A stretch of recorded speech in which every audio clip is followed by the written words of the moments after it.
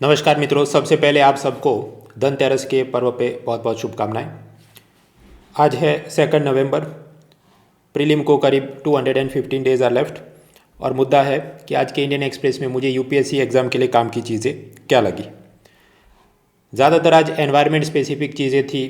COP26 में prime minister की कुछ 5 बड़ी घोषणाएँ, CDRI, आईरिस, ISA, फिर वन वर्ल्ड वन ग्रिड, ये सब कुछ चीज़ें चल रही है कि करके देखते हैं। पेज 1 पे वैसे GST कलेक्शन वस्तु और सेवा कर तो कस्टमर खरीदता है सामान, व्यापारी को वो प्राइस प्लस टैक्स देता है, व्यापारी ने वो वाला GST कलेक्शन की रकम हर महीने सरकार में जमा करनी होती है। अब इसका मंथली क्या अप डाउन रहा, ऑब्वियसली अब क्योंकि दिवाली और त्यौहार आ रहे हैं तो ज़्यादा शॉपिंग होगी तो ज़्यादा GST कलेक्शन होगा। उसकी सब एनालिसिस चल रही है, वो हम पढ़ने नहीं बैठेंगे for a simple reason. Next year का जो इकोनॉमिक सर्वे आएगा उसमें वो पूरे साल में क्या ट्रेंड रहा वो बता देगा, तो एक बार में ख़त्म। ये अभी इससे इकोनॉमी रिकवर हो रही है कि नहीं वो भाई आने दो, हम देख लेंगे।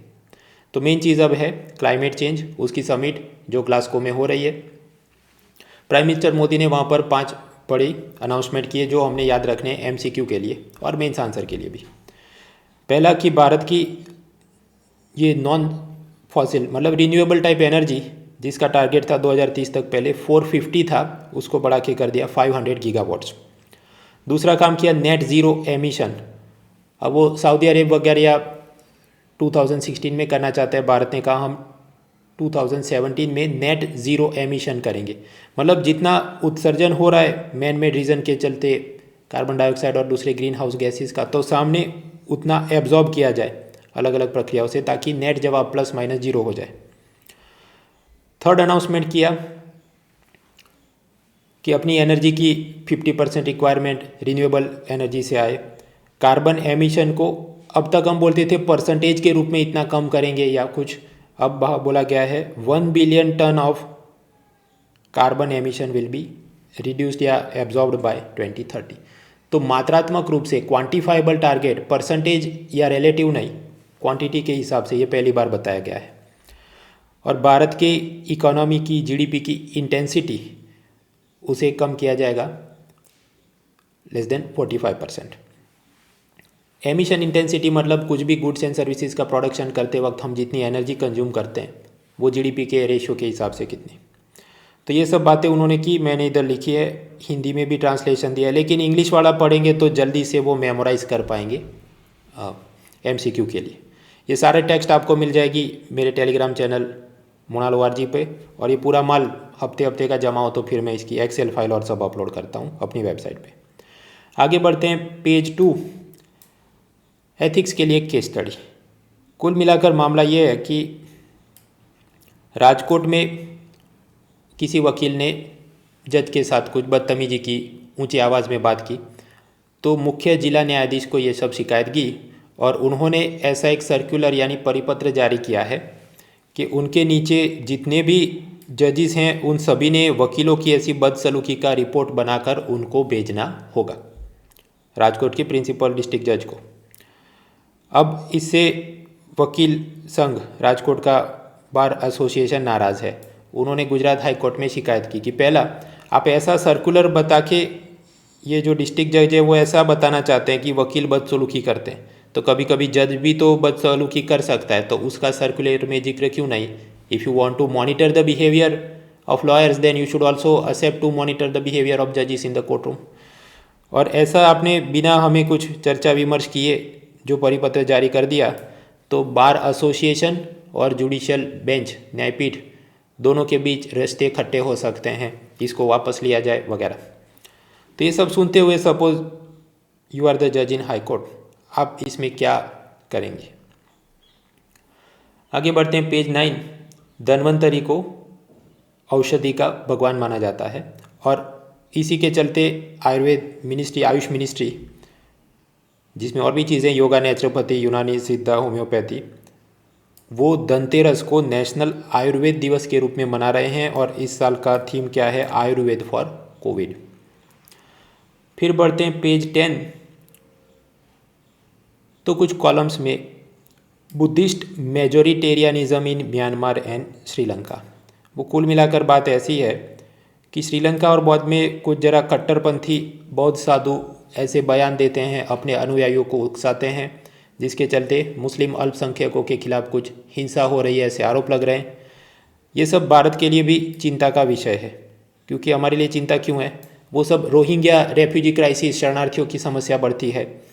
और अगर श्रीलंका, म्यांमार में मुस्लिमों के खिलाफ अत्याचार हो रहा है तो भारत में भी धार्मिक संगठन श्रीलंका और म्यांमार के खिलाफ कुछ प्रदर्शन निकालेंगे, उनके प्राइम मिनिस्टर या प्रेसिडेंट की सब पुतले जलाएं, ऐसा सब हो, जिसके चलते अपने फॉरेन रिलेशंस भी खट्टे हो जाते हैं उन देशों के साथ। तो ये सब इश्यूज अफेक्टिंग इंडियन इंटरेस्ट, तो हाँ ये सब है। अब उसमें भी एक और चीज़ हो रही है कि श्रीलंका के प्रेसिडेंट गोटाबाया राजपक्षा, उसने एक नया प्रोजेक्ट शुरू किया है, 1 कंट्री 1 लॉ। मतलब तमिलों के लिए अलग पर्सोनल लॉज, माइनॉरिटीज़ के लिए अलग पर्सोनल लॉज, ऐसा नहीं, सबके लिए एक ही पर्सोनल लॉज। पर्सोनल लॉज मतलब ये मैरिज, डाइवोर्स, अडॉप्शन के जो नियम हो। और ऐसी एक कुछ उसने कमेटी बनाई जिसमें ये एक बुद्ध मॉन्क को, धर्म साधु को रखा गया है चेयरमैन के रूप में, जो कि ऐसे कुछ बयान दे चुके हैं जिससे चिंता बढ़ रही है। पेज 11 पर चढ़े तो सर सईद अहमद खान, उन्होंने एक मोहम्मदन एंग्लो ओरिएंटल कॉलेज बनाई थी, जो आगे चल के अलीगढ़ मुस्लिम यूनिवर्सिटी बनती है। अब यहाँ कॉलम में सब ऐसी बात है कि हम अगर इनकी किताबें और आर्टिकल्स पढ़ें तो लगे कि कुछ बार सर सईद अहमद खान ने हिंदू मुस्लिमों की एकता की बात की थी, तो कुछ उनके आर्टिकल्स पढ़े तो ऐसा लगे कि कुछ बार वो ऐसा कहते थे नहीं, दोनों साथ में नहीं रह सकते, या तो हिंदुओं ने मुसलमानों पर जीतना होगा या मुसलमानों ने हिंदुओं पर जीतना होगा। और ये सबको लॉजिक बनाते हुए आगे पाकिस्तान की संकल्पना हुई, ऐसी सब चीज़ें। आगे बढ़े, यही सब रिलीजन सेक्युलरिज्म के बारे में सी राजा मोहन, जो कि वैसे तो इंटरनेशनल रिलेशन पे लिखते हैं, आज भी इंटरनेशनल रिलेशन पे ही लिखा है पाकिस्तान में क्या प्रॉब्लम्स हैं, लेकिन उसमें से हम दूसरे एंगल निकाल सकते हैं, रिलीजन वर्सेस द स्टेट। वो कुछ ऐसी चीज़ है कि जब कोई सरकार या राजनीतिक संगठन धार्मिक संगठनों को बहुत ज़्यादा समर्थन, अवकाश, मदद देना या लेना शुरू कर देता है, जैसे ये जब इमरान खान ऑपोजिशन में थे तो टीएलपी और ऐसी सब कट्टरपंथी पार्टियों को सपोर्ट करते थे ताकि वो लोग नवाज शरीफ के खिलाफ आंदोलन करें और इसका जीतना में मदद मिले। अब जब भी ऐसा शुरू होता है तो अल्टीमेटली राज्य यानी स्टेट की पावर, शक्ति क्षीण होती है, क्योंकि फिर सत्ता में आने पर आपने उन सबको पैम्पर करना होगा, तुष्टीकरण करना होगा, और उनकी तो सब मांग एक के बाद एक बढ़ती जाती है, उसका कोई अंत ही नहीं है। अब यही टीएलपी संगठन प्रधानमंत्री इमरान खान के खिलाफ विरोध प्रदर्शन कर रहा है। उसकी मेन वजह यह है कि फ्रांस के राजदूत को पाकिस्तान से निकाल दिया जाए। वो इसलिए क्योंकि फ्रांस में मोहम्मद पैगंबर के कार्टून बनाकर उनका अपमान हो रहा है। वो जो पूरी चीज़ है उसके खिलाफ फ्रांस के एम्बेसडर को पाकिस्तान से रिमूव, बेदखल किया जाए। अब वैसे अब सोचिए ये करना मुश्किल है, क्योंकि फ्रांस से पाकिस्तान को बहुत सारी इकोनॉमिक एड, आर्थिक मदद मिलती है। France United nation security council का परमानेंट मेंबर भी है, तो उसको नाराज़ करना ठीक नहीं होगा। लेकिन ये टीएलपी वाले रोज़ आंदोलन करते हैं। अभी 2 दिन पहले जो आंदोलन हुआ, सब मशीन गन से उन्होंने पुलिस वालों को गोलियां मार दी। फिर भी अब क्योंकि इतना पैम्पर किया है तो अल्टीमेटली टीएलपी के साथ सरकार ने कुछ पीस अग्रीमेंट साइन किया है कि उनके नेताओं को छोड़ देंगे और उनके बैंक खातों पर जो फ्रीज लगाया था उसको अनफ्रीज कर देंगे। तो ये सब एक तो इश्यूज अफेक्टिंग इंडियन इंटरेस्ट तो है ही कि इन सबको पैम्पर किया जा रहा है, और सामने दूसरा कि रिलीजन और स्टेट दोनों में क्यों सेपरेशन होना चाहिए या सेक्युलरिज्म, उसके ये भी आयाम कि जब बहुत ज़्यादा धार्मिक चीज़ों को तूल दिया जाए तो क्या प्रॉब्लम्स आती है। Think and reflect for paper 2, paper 4 ethics और निबंध के लिए भी। आगे बढ़ते हैं, पेज 12 रिजर्वेशन। उसमें ऐसा है कि तमिलनाडु स्टेट गवर्नमेंट ने वनियार, जो कि एक मोस्ट बैकवर्ड कास्ट है, उसको रिजर्वेशन दिया था 10.5%, और वो ऐसा कि बाकी सब के कोटे में से निकाल के कुछ दिया गया। अब इसको मद्रास हाईकोर्ट ने रिमूव कर दिया है। उसका कारण क्या?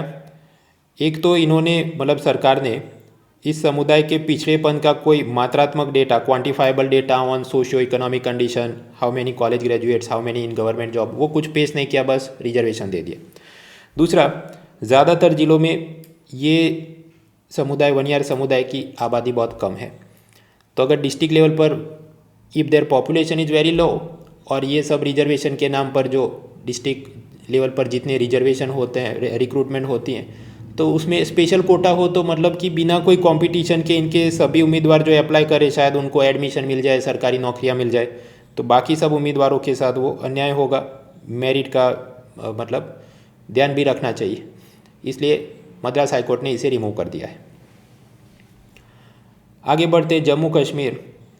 तो एक तो एनआईए तो है, नेशनल इन्वेस्टिगेशन एजेंसी, इन लोगों ने अपना बनाया है स्टेट इन्वेस्टिगेशन एजेंसी, मतलब पुलिस का एक अलग विभाग जो कि खास टेररिस्ट रिलेटेड केस का इन्वेस्टिगेशन और कोर्ट में सब चीज़ों को डालेगा।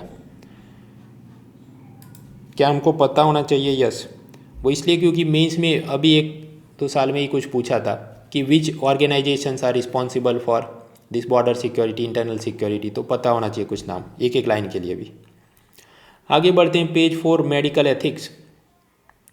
हुआ ये, मुंबई में एक डॉक्टर था जिसको पता था कि उसकी वाइफ का डॉक्टर का जो भी सर्टिफिकेट है वो फर्जी है, लेकिन फिर भी उसको वो क्लिनिक में काम करने देता था। और स्वाभाविक है, वाइफ को तो कुछ आता नहीं है, तो वो हर एक पेशेंट आए तो उसको चेक करके व्हाट्सएप मैसेज से पति को पूछती थी मैं अब इसका क्या दवाई दूँ वगैरह। पुलिस ने ऐसे सब व्हाट्सएप मैसेज को सबूत के रूप में लिया और इस डॉक्टर पति को पकड़ने गए। तो वो अभी अदालत में गया कि मुझे बेल दे दो, लेकिन अदालत ने उसको बेल यानी जमानत नहीं दी कि ये सब व्हाट्सएप चैट के हिसाब से तुमको पता था तुम्हारी वाइफ के पास कुछ डिग्री नहीं है फिर भी फर्जीवाड़ा चल रहा है। दूसरी तरफ शाहरुख खान के बेटे के वकील क्या बोल रहे हैं, नहीं व्हाट्सएप चैट का तो संज्ञान नहीं लेना चाहिए, वो तो ऐसे ही मजाक मस्ती चल रही थी regarding dealing in the drugs. हमको ये क्या समझना है, इसमें समझना इतना है कि कोई केस स्टडी आया ऐसा तो हाँ हमें पता होना चाहिए, अच्छा व्हाट्सएप चैट या ऐसा कुछ भी electronic chatting email it is also admissible in the court, depends कि वो मामला क्या है और उससे कैसा अपराध साबित हो रहा है या जुर्म करने की उनकी साजिश साबित हो रही है। क्लाइमेट काफ़े, वो 2018 में रिबेका नेस्टर नाम की एक महिला ने ब्रिटेन में शुरू करवाया।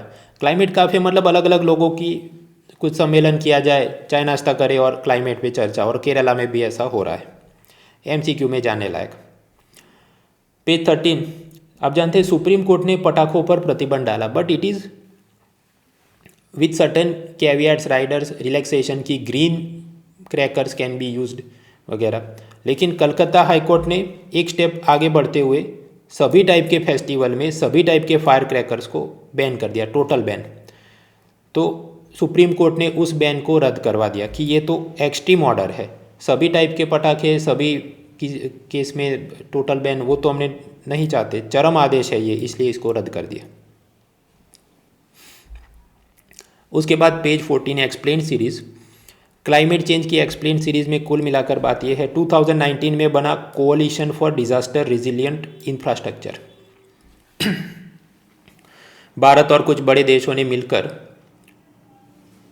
जलवायु परिवर्तन के खिलाफ अपना ये बिल्डिंग, रोड, हाईवे सब सुरक्षित रहे, टिकाऊ रहे, उसकी टेक्नोलॉजी बेस्ट शेयरिंग प्रैक्टिस के लिए ये बनाया गया है। इसी को एक कदम आगे ले जाते हुए क्यों न स्मॉल आइलैंड नेशन की भी मदद करें, ये सोचकर अब नया बनाने जा रहे हैं infrastructure for resilient island states यानी आइरिस। तो उसमें स्मॉल आइलैंड की ये लोग मदद करेंगे, और भी डिटेल्स हैं वो आराम से आप पढ़ना, they are self explanatory, you can complete it faster. उसी तरह एक दूसरी चीज़ है इंटरनेशनल सोलर अलायंस यानी ISA, उसका हेडक्वार्टर किधर, शायद गुरुग्राम में, भारत फ्रांस ने कुछ सोचा था, वो सब पढ़ लेना आप जो भी एनवायरनमेंट की किताब यूज़ करें। तो वो तो है ही for international cooperation in solar energy. उसमें एक और चीज़ लाई जा रही है, one sun one world one grid यानी OSOWOG। वो ऐसी बातें, अलग अलग देशों में सोलर एनर्जी बन रही है, भारत के पास सरप्लस हो, भूटान में कम पड़ रहा हो, तो हम अपनी सोलर एनर्जी उनको ट्रांसफ़र करें, ऐसा आपस में अलग अलग देशों की ग्रिड को जोड़ दिया जाए ताकि बेस्ट तरीके से सोलर एनर्जी का यूज़ हो सके, दैट इज़ द आइडिया। फिर एक और कुछ एक्सप्लेन सीरीज चल रही है मनरेगा के बारे में, Mahatma Gandhi National Rural Employment Guarantee Act, जिसमें गांव में सभी एडल्ट पॉपुलेशन को अपनी स्वेच्छा से उनको कुछ काम नहीं मिला और वो जाएं तो सरकार द्वारा 100 दिनों के रोज़गार की गारंटी मिलती है। गांव के अंदर वो कुछ तालाब बनाना है, आंगनबाड़ी केंद्र वगैरह चीज़ें कर सकते हैं, कैटल शेड एंड एवरीथिंग। इसमें कुछ डेटा एनालिसिस पर सिविल सोसाइटी ग्रुप्स ने प्रॉब्लम्स हाईलाइट किए। उसमें क्या क्या प्रॉब्लम्स है? पहला प्रॉब्लम ये है, वक्त पर मजदूर को भुगतान नहीं किया जाता। पिछले साल का पेमेंट करने के लिए इस साल बजट में पैसा मांगा जा रहा है, वक्त पर उनको काम नहीं दिया जाता। वैसे कुछ है कि when the worker is demanding work and he is not given work with in 15 days, तो उसको अनएम्प्लॉयमेंट अलाउंस यानी बेरोजगारी भत्ता मिले, लेकिन वो सब हो नहीं रहा है, जिसके चलते मजदूर, वैसे तो उनको कानूनी अधिकार मिला है कि आपको 100 डेज़ का वर्क मिलेगा गांव में, लेकिन नहीं मिलता तो शहरों में चले जाते हैं। भले शहर में कम पैसा मिल रहा हो फिर भी चले जाते हैं कि कम से कम टाइम पे पैसा तो मिल रहा है, ऐसा नहीं कि पिछले साल का बकाया अभी भी है। तीसरी प्रॉब्लम है कि केंद्र सरकार ने एक नया नियम बनाया है कि राज्य सरकारों ने 3 अलग अलग दस्तावेज भेजने होंगे। वो ऐसा कि एसटी वर्कर के पेमेंट का अलग बिल बनाओ, एससी वर्कर के पेमेंट का अलग बिल बनाओ एंड अदर कम्युनिटीज़ उनके पेमेंट का अलग बिल बनाओ। 3 हमको भेजो और फिर हम पैसा रिलीज़ करते हैं। अब इसमें ये पाया गया कि इस प्रकार का कागजी वर्गीकरण करने के बाद एससी एसटी वर्कर्स को जल्दी पेमेंट हो जाता है और गैर एससी एसटी वर्कर को देरी से पेमेंट होता है। शायद इसलिए क्योंकि सरकार के पास पैसा कम है, इसलिए पहले इनका करे, फिर बाकी सब लोग वो तो कम वल्नरेबल हैं उनको बाद में देते हैं, अगले साल आराम से पेमेंट करेंगे। अब ये सब के चलते आप समझ सकते हैं गांव में टेंशन बढ़ती है, जाति आधारित तनाव बढ़ता है। अन्य समुदाय के लोग वो पटवारी के साथ, तहसीलदार के साथ, सरपंच के साथ भिड़ जाए या दूसरे वर्कर के साथ भिड़ जाए, तुम्हारा पैसा क्यों आ गया, हमको पेमेंट क्यों नहीं मिला है एंड सो फॉर्थ। तो मनरेगा जो कि ऑल द रूरल पॉपुलेशन, कोई भी कम्युनिटी का उसको मिले जॉब और पेमेंट, वो सब के लिए है, तो ऐसा वर्गीकरण वो सौहार्द बिगाड़ रहा है गांव में। पेज 15, ब्रिटेन और फ्रांस के बीच झगड़ा चल रहा है, किस बात का? फिशिंग राइट्स के लिए।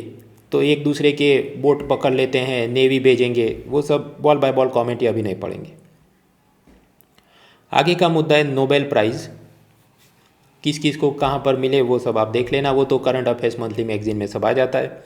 हमें नया जानना ये है, नोबेल पीस प्राइज़ वो ऑस्लो में सेरेमनी होती है, ये रहा नॉर्वे और उसमें ऑस्लो।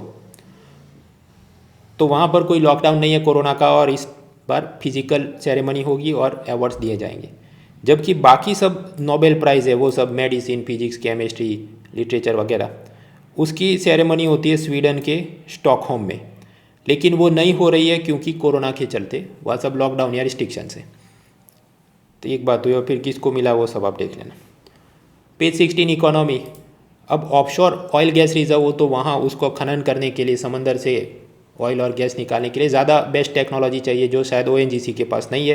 तो सरकार ने ओएनजीसी को कहा कि आप फॉरेन प्लेयर्स के साथ कोलैबोरेट करो ताकि हम और ज़्यादा एनर्जी एक्सट्रैक्ट कर पाएँ।